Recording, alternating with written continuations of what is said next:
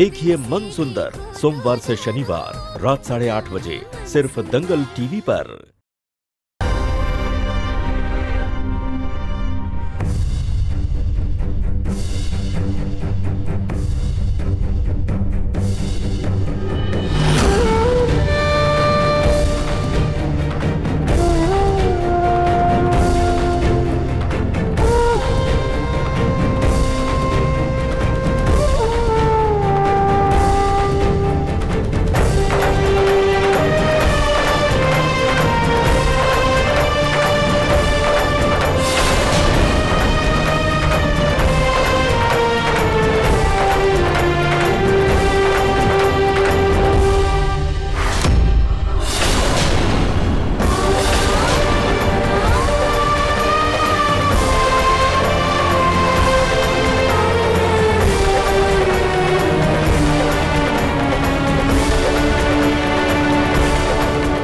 चलो रुचिता। निहार जी, एक second.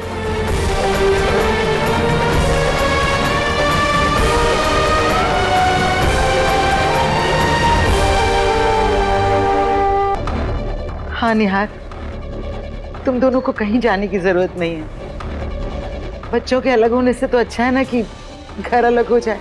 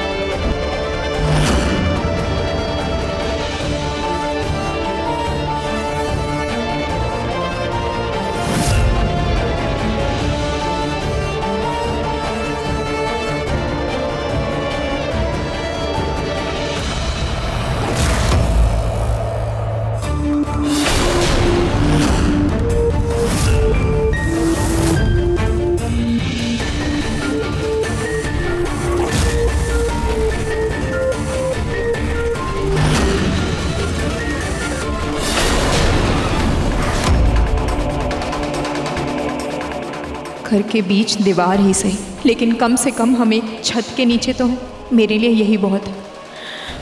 Thank you Khatu जी। अब देखिएगा, मैं अपनी जी जान लगा दूंगी मगर इस दीवार को तोड़कर दोनों भाइयों के बीच की दरार भर कर रहूंगी। इन रिश्तों में आए दरार को जोड़ कर रहूंगी मैं। एक हिस्सा ऋतु भाभी और प्रतीक भैया का और दूसरा हिस्सा रुचिता भाभी और निहार भैया का। माँ, दादी, आप लोग फैसला कर लीजिए आप लोगों को किसके हिस्से में रहना है।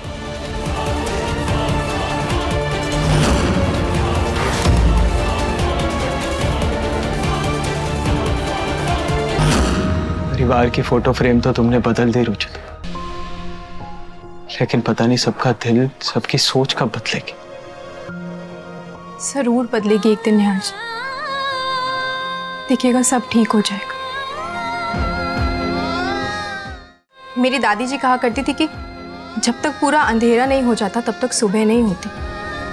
रोशनी देर से ही सही लेकिन आएगी जरूर। पता नहीं रुचिता, इन फिलोसफिकल बातों को मानने का अब जी नहीं करता। तुमने इस घर के लिए क्या कुछ नहीं किया और बदले में सबने तुम्हें ही सुनाया। और इस बार तो मॉम ने मुझे भी नहीं छोड़ा, मुझे भी गलत समझा, अपनी परवरिश पर ही उंगली उठाई। अगर इस बंटवारे से सबको खुशी मिलती है तो वही से। लेकिन निहार जी, तुम कॉफी लेकर आ रही हो या मैं खुद जाऊं? नहीं नहीं, अभी लेके आ रही हूँ।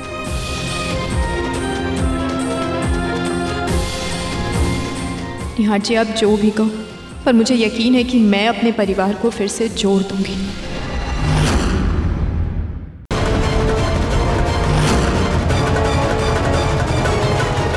तो मिर्ची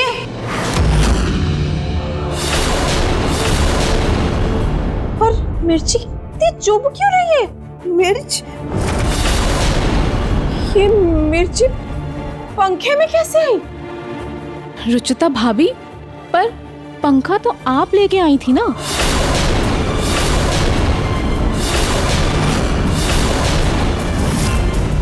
अरे हाँ, प्रीति बिल्कुल सही कह रही है, मैंने तो खुद देखा था तुम्हें पंखा लेकर सीधे किचन में आते हुए।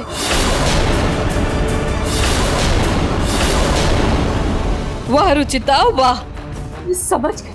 पहले तो तुमने इस पंखे से ऋतु का वो पोहा गिराया, फिर इस पंखे को तुम यहाँ किचन में लेकर आई, इसमें लाल मिर्च लगाई और इसे मिक्सी के सॉकेट में लगाया ताकि जब भी कोई आए और ये मिक्सी ऑन करे उसके साथ कुछ हो जाए। नहीं माँ, मैंने तो सिर्फ साफ किया था पंखा। मैंने पंखा साफ करके यहीं पे रखा था। यहाँ रखा था तो हमारे हिस्से में क्या कर रहा है? नहीं भाभी, मैंने उस साइड ही रखा था, मुझे अच्छे से याद है। तो क्या भूत आया था उस पंखे को यहाँ पर रखने के लिए? कहीं तुम इस पंखे से मुझे तो नहीं नुकसान पहुँचाना चाहती थी? नहीं भाभी, मैं ऐसा सोच भी नहीं सकती, और मुझे अगर कुछ करना होता तो मैं इस किचन में आती क्यों? मैं माँ को क्यों बचाती? बस रुचित, बहुत बर्दाश्त कर लिया मैंने, लेकिन अब और नहीं।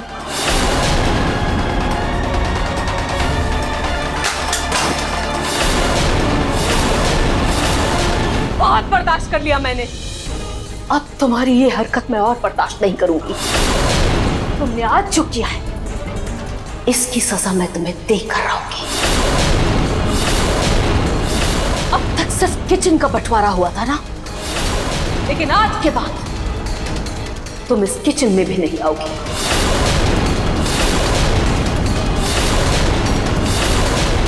जब तक प्रतीक के पापा वापस नहीं आते तुम अपना खाना कहीं और बनाओगी।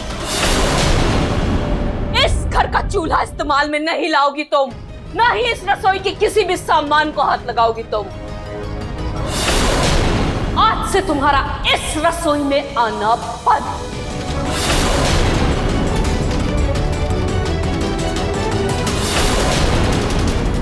निकलो, निकलो मेरे किचन से, बाहर निकलो।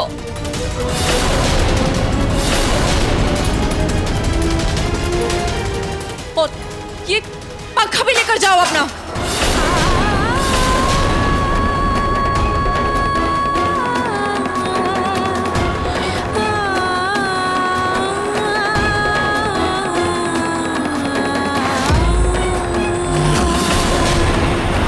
रुचिता, फोन का चार्जर मांगा था तुमने, लैपटॉप का चार्जर दे दिया। चलो कोई बात नहीं, मैं ले लूंगा, तुम काम करो।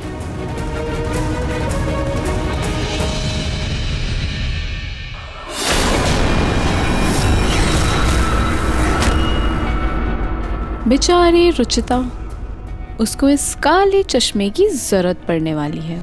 बेचारी अंधी जो होने वाली है, लेकिन उसके अंधेपन का फायदा अब मुझे उठाना पड़ेगा, लेकिन ऐसे जिससे मुझे दुगना फायदा हो।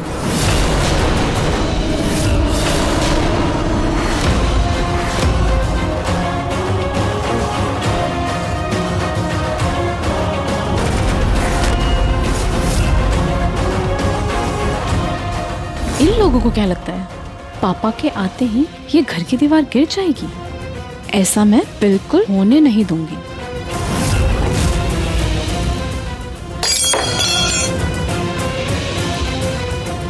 कौन है?